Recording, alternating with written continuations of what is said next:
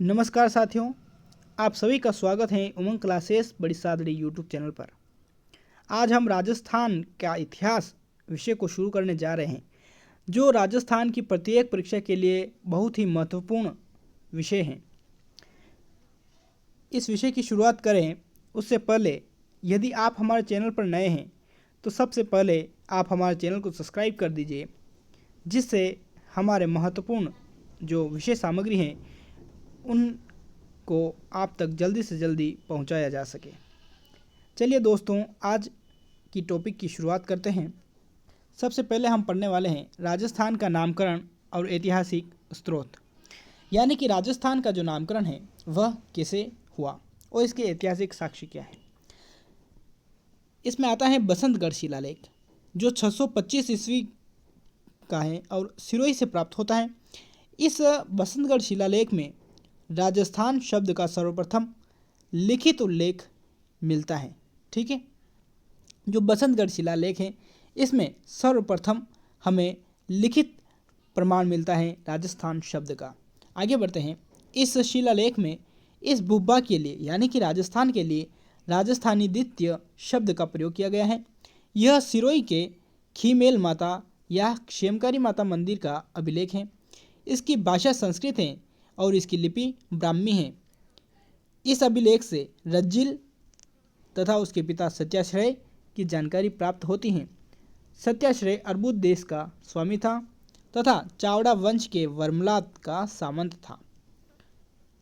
ठीक है दोस्तों, इस अभिलेख में सबसे महत्वपूर्ण जो चीज़ है वह याद रखने के लिए यही है कि बसंतगढ़ शिलालेख किस वर्ष का है तो 625 ईस्वी का, और कहाँ का है तो सिरोही का, और किस मंदिर से प्राप्त हुआ है तो खीमेल माता या क्षेमकारी माता मंदिर से, और इस पर सर्वप्रथम लिखित उल्लेख है। और इसमें लिखा भी क्या हुआ है राजस्थान के लिए, राजस्थानी द्वितीय शब्द का उल्लेख है। ठीक है, इस बात को विशेष रूप से आपको ध्यान में रखना है। आगे बढ़ते हैं। आगे आते हैं George Thomas. George Thomas Rajputana शब्द के जन्मदाता। जॉर्ज थॉमस मूल रूप से आयरलैंड का निवासी था। वह मराठों का बाड़ायती सेनापति था, यानी कि मराठों के जो सेना में ये भाड़े पर काम करता था। ठीक है, उसने सर्वप्रथम इस भूभाग को यानी कि राजस्थान को राजपूताना नाम दिया। उसने राजस्थान की जयपुर, बीकानेर, उदयपुर रियासतों पर आक्रमण किए। इस बात को आपको विशेष तौर पर ध्यान में रखना है कि जॉर्ज थॉमस ने जयपुर, बीकानेर और उदयपुर रियासतों पर आक्रमण किए थे। जॉर्ज थॉमस को स्थानीय भाषा में जाज फिरंगी के नाम से पुकारा जाता था। उन्होंने हांसी, हरियाणा को अपनी रियासत या मुख्यालय बनाया था। जॉर्ज थॉमस की जीवनी विलियम फ्रैंकलिन द्वारा लिखित पुस्तक military memories of George Thomas 1805 ईस्वी में मिलती हैं। आगे बढ़ते हैं। आगे आते हैं हमारे कर्नल जेम्स टोड, जिन्हें राजस्थान के इतिहास का जनक कहा जाता है। कर्नल जेम्स टोड ने इस प्रदेश को रायथान या राजस्थान नाम दिया। वे मूल रूप से स्कॉटलैंड के निवासी थे। वे ग्वालियर के राजा दौलत राव सिंधिया के दरबार में रहे। वे पश्चिमी राजपूत राज्यों के प्रथम पॉलिटिकल एजेंट नियुक्त किए गए थे। साथ ही में वे मेवाड़, हाड़ौती के भी पहले पॉलिटिकल एजेंट बने।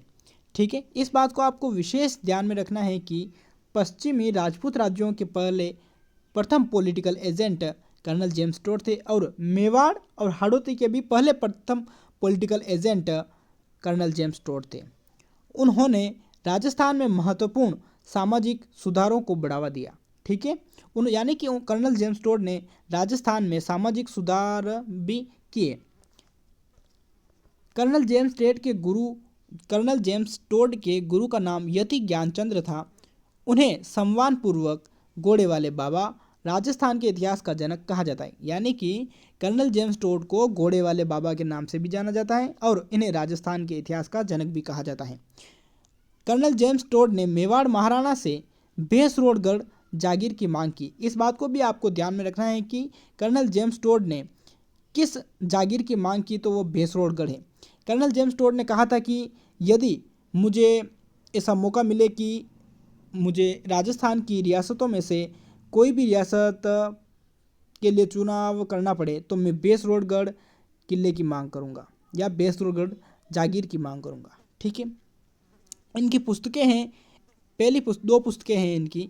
पहली पुस्तक है annals and antiquities of Rajasthan, इसका दूसरा नाम है the central and western Rajput states of India. इनकी दूसरी पुस्तक है ट्रेवल्स इन वेस्टर्न इंडिया। यानी कि इन्होंने जब हमारे राजस्थान की यात्रा की उस टाइम यह पुस्तक इन्होंने लिखी थी।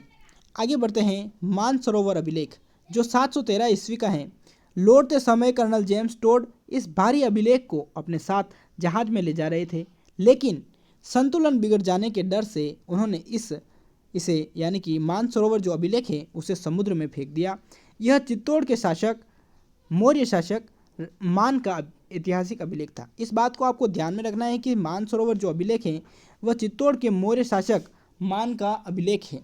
ठीक है, आगे बढ़ते हैं हम, कहाँ चले गए, तीसरा है हमारे राजस्थान का वैधानिक नामकरण और ब्रिटिश संधियाँ। यानी कि राजस्थान का जो विधि अनुसार नामकरण है वह कब हुआ।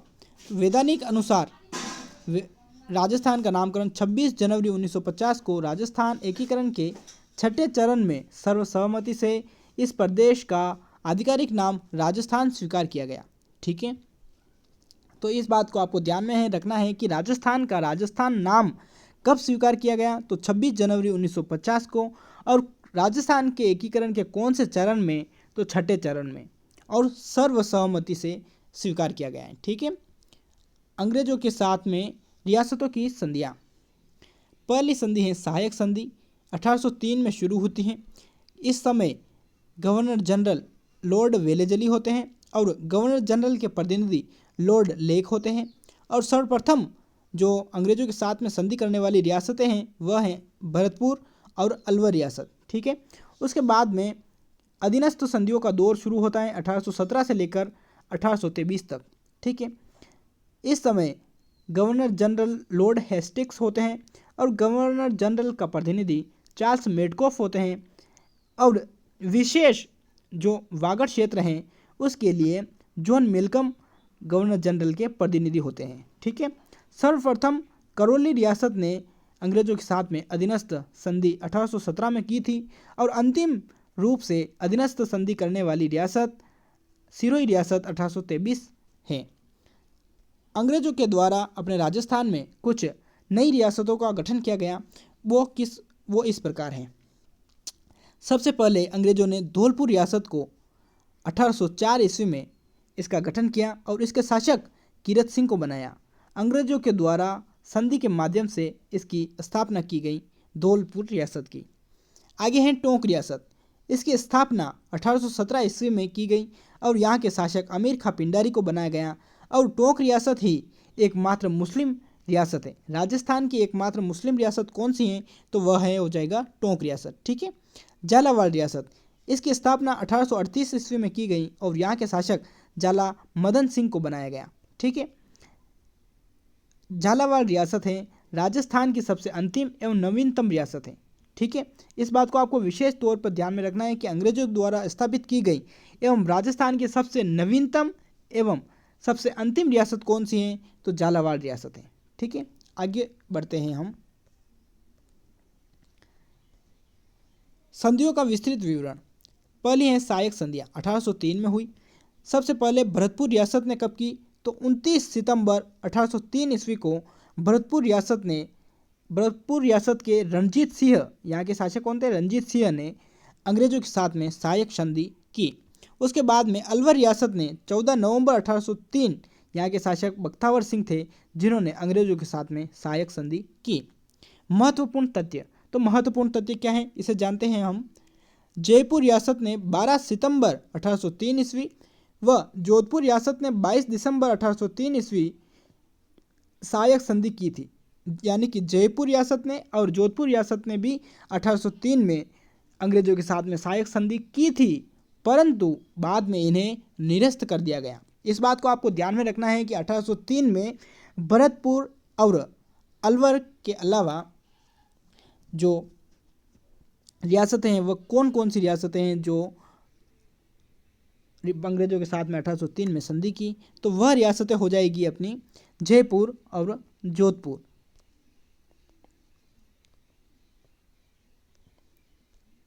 अलवर रियासत के साथ अंग्रेजों ने विशेष रक्षात्मक एवं आक्रामक संधि की। इस बात को भी आपको ध्यान में रखना है कि रक्षात्मक एवं आक्रामक संधि किस रियासत के साथ में की, तो वह हो जाएगा अलवर रियासत। ठीक है।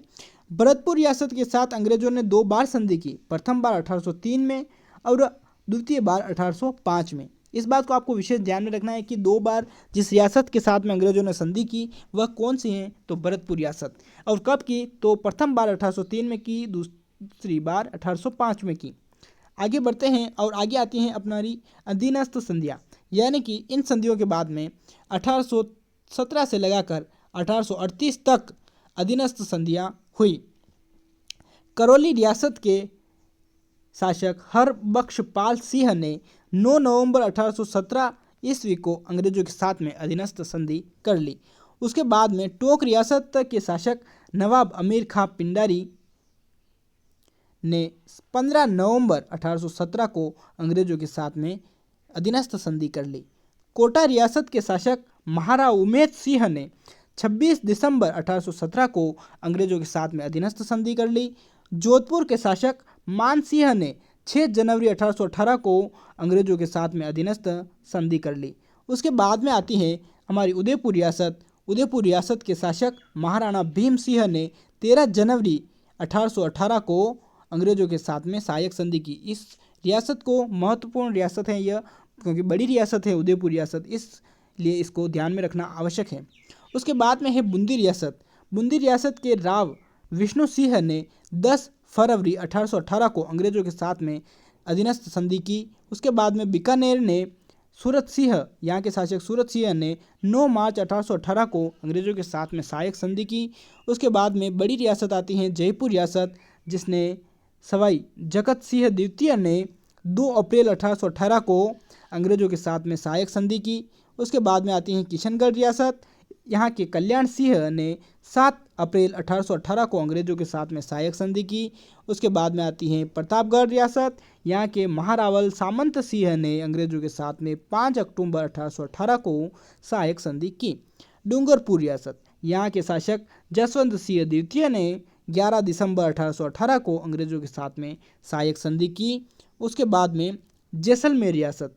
जैसलमेर रियासत ने 12 दिसंबर 1818 को यहाँ के शासक महारावल मूलराज द्वितीय ने अंग्रेजों के साथ में सहायक संधि कर ली। उसके बाद में बांसवाड़ा रियासत 25 दिसंबर 1818 को यहाँ के महाशासक महारावल उमेद सिंह ने अंग्रेजों के साथ में अधीनस्थ संधि स्वीकार कर ली। उसके बाद में अंतिम रूप में जो अधीनस्थ संधि स्वीकार करने वाली हैं वह है सिरोही रियासत। 11 दिसंबर 1823 को महाराज शिव सिंह, इन्होंने अंग्रेजों की अधीनता स्वीकार कर ली। उसके बाद में जो झालावाड़ रियासत है यह नवगठित एवं राजस्थान की अंतिम रियासत है, जहाँ के शासक जाला मदन सिंह थे और 10 अप्रैल 1838 को इसका गठन किया गया और यह संधि के माध्यम से ही इस रियासत का गठन हुआ था। ठीक है, आगे बढ़ते हैं। कोटा रियासत के साथ पूरक या अतिरिक्त संधि, यानी कि अंग्रेजों ने कोटा रियासत के साथ में पूरक या अतिरिक्त संधि की थी। इस संधि के तहत 2 शर्तें जोड़ी गई। पहले थी कोटा के दीवान का पद पूर्णतः वंशानुगत होगा। ठीक है, यानी कि पहले जो कोटा के दीवान हैं उनके बेटे राजा बनेंगे, उनके बाद में उनके बेटे के बेटे होंगे जो दीवान बनेंगे। कहने का मतलब राजा बोल गया, सॉरी। कोटा, इसके बाद में दूसरी जो संधि है उनकी वह है कोटा के वास्तविक शासन संचालन की समस्त शक्तियां दीवान, यानी कि वहाँ के दीवान कौन थे, जालिम सिंह के पास रहेगी। ठीक है, जो ये क्या है कि कोटा के जो दीवान है वह अपने जो अंग्रेज है ना उनके कठपुतली है। ठीक है, इसीलिए यहाँ के जो शासन की वास्तविक जो शक्तियाँ हैं वह तो दीवान के पास रह गई और यहाँ के जो राजा हैं वह नाम मात्र के प्रमुख हो गए। ठीक है, उसके बाद में खिराज मुक्त रियासतें बीकानेर, जैसलमेर, अलवर, करौली, किशनगढ़, ये 5 रियासतें हैं जिन्हें अंग्रेजों ने खिराज मुक्त यानी कि वार्षिक कर से मुक्त रखा गया था। ठीक है, इन रियासतों को आपको विशेष तौर पर ध्यान में रखना है कि बीकानेर, जैसलमेर, अलवर, करौली और किशनगढ़, इन 5 रियासतों को अंग्रेजों ने खिराज मुक्त या वार्षिक कर से मुक्त रखा था। अधीनस्थ संधि करने वाली राजस्थान की सबसे अंतिम रियासत कौन सी है, तो अंतिम रियासत हो जाएगी अपनी सिरोही, जिसने 1823 में अंग्रेजों की संधि की थी अंग्रेजों के साथ में। ठीक है, अंग्रेजों की प्रशासनिक व्यवस्था क्या थी? तो रेजिडेंटल फॉर राजपूताना, इस पद का सृजन 1818 ईस्वी में किया गया। रेजिडेंटल फॉर राजपूताना पद का सृजन 1818 ईस्वी में किया गया। इसका मुख्यालय या इसका मुख्य कार्यालय दिल्ली में स्थापित है। राजस्थान के एकमात्र रेजिडेंटल फॉर राजपूताना डेविड ओक्टरलोनी थे। एजेंट टू गवर्नर जनरल या एजीजी, वर्ष 1832 में भारत के तत्कालीन governor general Lord William Bentinck ने अजमेर में दरबार का आयोजन किया। राजपूताना में एजेंट टू गवर्नर जनरल पद सृजित किया। यानी कि जो अपने 1818 ईस्वी में तो रेजिडेंटल फॉर राजपूताना पद का सृजन किया गया और इसका मुख्यालय दिल्ली में रखा गया। और सबसे पहले राजस्थान के एकमात्र रेजिडेंटल फॉर राजपूताना कौन थे? तो डेविड ओक्टरलोनी थे। उसके बाद में एजेंट टू गवर्नर जनरल, इन्होंने 1832 में भारत के उस समय governor general Lord William Bentinck थे, जिन्होंने अजमेर में दरबार लगाया और यहाँ पर राजस्थान में एजेंट टू गवर्नर जनरल पद बनाया। ठीक है, और राजस्थान के प्रथम एजीजी यानी कि एजेंट टू गवर्नर जनरल कौन थे? तो मिस्टर अब्राहिम लोकेट थे। ठीक है, इस बात को आपको विशेष तौर पर ध्यान में रखना है। आगे बढ़ते हैं हम। एजीजी के मुख्यालयों का विकास क्रम क्या है?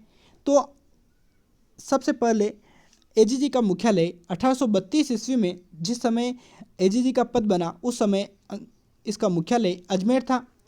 यह प्रारंभिक स्थायी मुख्यालय था। ठीक है, उसके बाद में 1845 ईस्वी में इसके मुख्यालय को अजमेर से स्थानांतरित कर माउंट आबू कर दिया गया। ठीक है, स्थानांतरित कर दिया। उसके बाद में 1864 ईस्वी में ऋतु के अनुसार 6 माह के लिए इन व्यवस्था की गई, ऐसा कि 6 महीने माउंट आबू, जब गर्मी का मौसम हो तो माउंट आबू मुख्यालय रहे और जब सर्दी का मौसम हो तो अजमेर में मुख्यालय रहे। क्यों? क्योंकि अजमेर ठंडे प्रदेशों से आए थे, उन्हें राजस्थान में गर्मी बहुत अधिक लगती थी। और अजमेर आप जानते ही हो कि अजमेर का जो दैनिक तापांतर है या फिर उसके जो मौसम है वहाँ पे कितना गर्म है।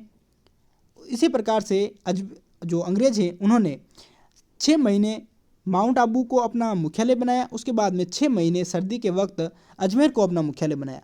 गर्मी में तो वो माउंट आबू चले जाते थे और सर्दी में अजमेर रुकते थे। ठीक है, आगे बढ़ते हैं हम। तो दोस्तों, आज की क्लास हम यहीं पर समाप्त करते हैं। ठीक है, यह हो गई हमारी पहली क्लास। इसमें हमने पढ़ा है राजस्थान का परिचय एवं अंग्रेजों के साथ में की गई अधीनस्थ संधियों के बारे में। आपको हमारी क्लास कैसी लगी?